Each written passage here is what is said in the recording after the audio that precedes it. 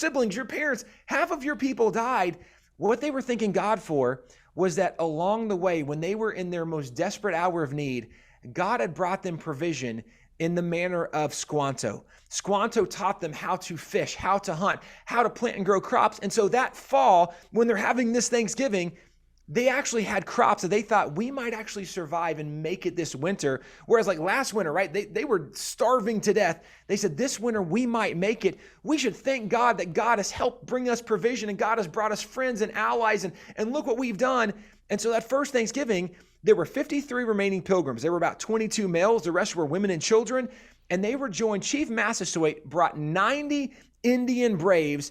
And for 3 days, the pilgrims feasted with the Indians. And they actually did athletic competitions. They had races and they had wrestling competitions. They had shooting competitions. But for 3 days, they feasted and celebrated. They fellowshiped together. And also what's worth noting is that the Indians brought much of the food they feasted on for those 3 days.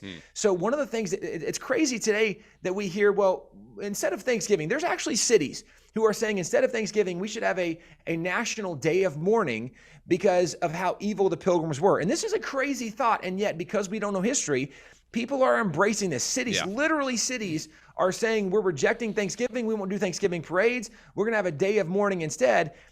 You only can come to that conclusion if you don't know any history at all about the pilgrims. Because, right, if the pilgrims had actually mistreated the Indians, that first Thanksgiving would have gone very differently. Right. There were only 22 male pilgrims. There were 90 Indian braves.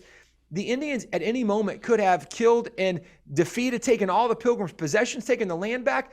But the pilgrims actually had the longest lasting peace treaty between any Western European settlers, any Anglos, and any natives in American history. It lasted more than 50 years. And the reason was when the pilgrims arrived, they knew the king had said, you can go live in this new land. But when they get there, they meet these Indians and they tell the natives, hey, we want to build a place. They actually negotiate with the natives for the purchase and possession of the land where they built their colonies.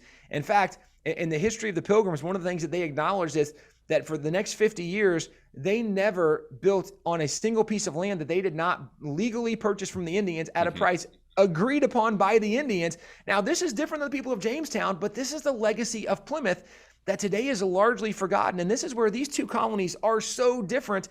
I would argue America was, as a whole, as a nation, our nation was much more shaped by the legacy of Plymouth, by the heritage of the Pilgrims than we were by Jamestown, which also then makes it ironic that we're teaching students in school the history of our nation as if Jamestown was the largest influence on our nation. When Jamestown wasn't the largest influence, Plymouth was a much more significant influence on America than Jamestown was. You can catch brand new episodes of Indie Thinker with Reed Huberman every Monday and weekly bonus episodes to keep you thinking throughout the week.